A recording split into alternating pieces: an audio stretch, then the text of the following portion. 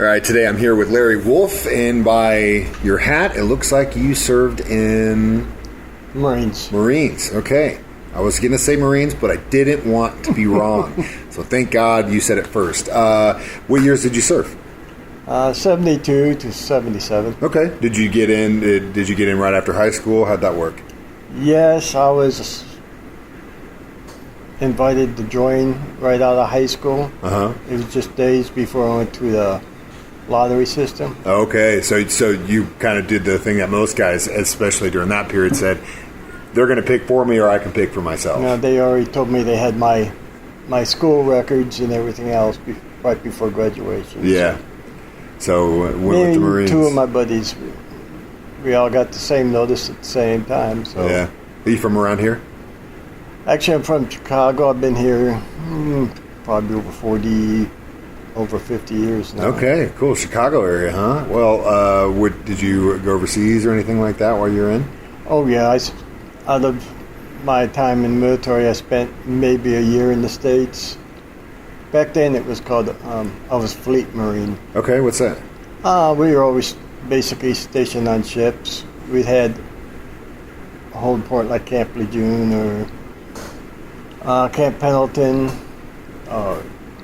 But then we were usually gone out from Camp Lejeune. I went on 2 med cruises and then went down and did 9 months in Gitmo.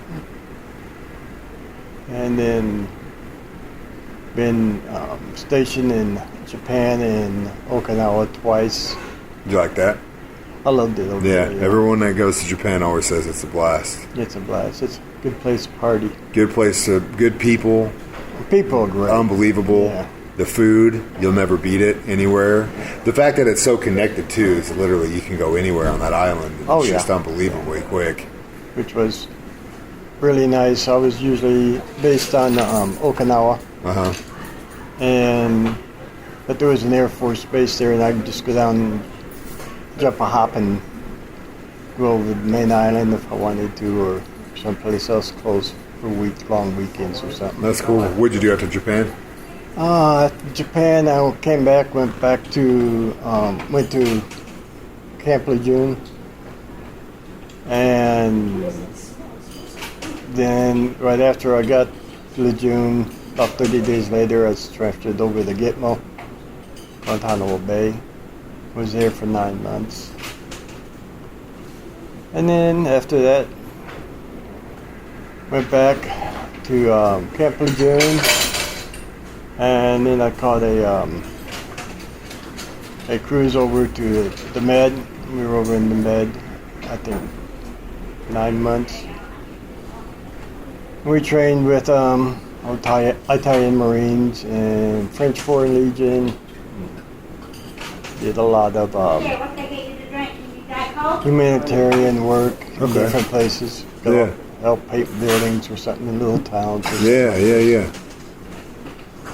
And after we got back from that, had a little bit of leave, and then we went back to Camp Lejeune. And I went back over to Okinawa. Signed up to go back over to Okinawa. And from there we went on a 13-month tour. Not 13 months. It seemed like 13 months. When you're on a ship, it definitely does. Yeah, when we're on a ship 45 days straight in a row. It feels like 45 years. Yes. Yeah.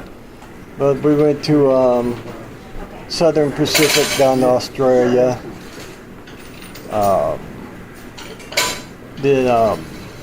Stopped, ported in Tinian, little islands off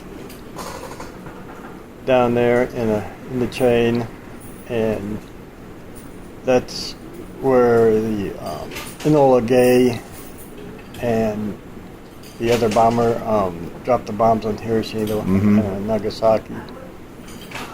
And not much of an airport there anymore. It's all grown over. Yeah. But we invested. We painted a lot of the buildings in town and stuff like that because most of the people there were still living in the Quonset huts. Yeah. So we went out and we painted all, put more weather painting over the Quonset huts, sealed them up tight for them and stuff. People were really nice. Yeah. Super. And got to investigate around, and we found old wrecks of B-52 bombers sitting up that we just pushed off the side of the runways, and Japanese bunkers that were still intact.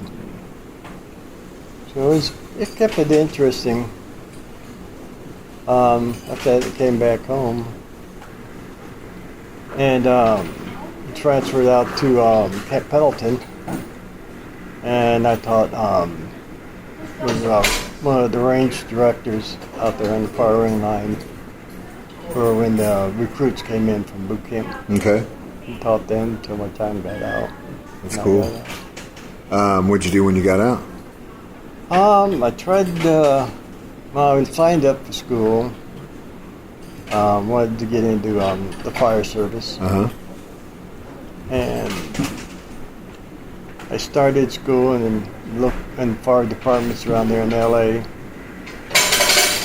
Was not hiring anybody but women and minorities. Yeah. So I was there for maybe 2 years. I moved back to Chicago, where my father had an elevator company. I worked for him for about 2 years, and building and repairing elevators, and came down here on vacation and never left. Would you go to Springfield or Branson? No, I came down here and lived in Bolivar. Oh, wow. I had, family in Bolivar. Yeah. And just like the pace. I like the pace and like the weather. Yeah. And I started, we lived down there for about 6 months, and me and my mother moved up to Springfield. My first job was installing swimming pools. So I went in there looking for a job and figured out I could read the set of blueprints. So. Yeah. Well, you'd already kind of done the engineering thing while you were in the Marines. I mean, it sounds like that's basically what you did. In the Marines, I was we called 0351. It was larger weapons like 106 recoilless rifles, rocket launchers, explosives, all that kind of. Not too much calling the civilian world for that. Yeah, but it sounds like you kind of got your hands in a bunch of different stuff. You got to get the skill set for that. It was a lot of the engineering stuff, especially when you start playing with explosives and stuff like that. And so I took that and worked all summer, and then went to engineering school for it was Drawn's Business College back then, and went through 2 years of school with them, and after that I got hired by the city, Springfield, and I worked with Earl Newman, traffic designer for the city. Good morning. And I drew his blueprints up and did a lot of studies for him. So lay out city streets and traffic signals. Yeah, city planning. So soon after that, my father moved up here and started another elevator company between us. He already had a consulting company that he moved up here, and I ran the elevator company, and we did a lot of building for Branson. I put in a lot of elevators in Branson down at the condos. I bet. Stuff like that. Went up and recabled one of the trams on the arch. Oh yeah, I bet that was super cool. That was super cool. Got to climb around the superstructure that did for a month. But and then I was on the fire department here in Springfield for 27 years. Wow. So I really kept myself busy. Sounds like it. Well, thank you for your service in the military and then in your service as a firefighter after. It was, I loved being a firefighter. Couldn't wait to go to work in the morning. Those are the luckiest people in the world. You know what I mean? When you wake up and you can say, I want to go do this, and you get paid to do it, the luckiest people in the world. By far. Everybody called me an adrenaline junkie. So Sounds like it. It sounds like you never stayed in one place too long. No, every place I went, I was able to find work that interested me. That's good. But I kind of planted myself here, and this is home. So. Well, thank you for coming to lunch with me today, and thank you again for your service, sir. Thank you.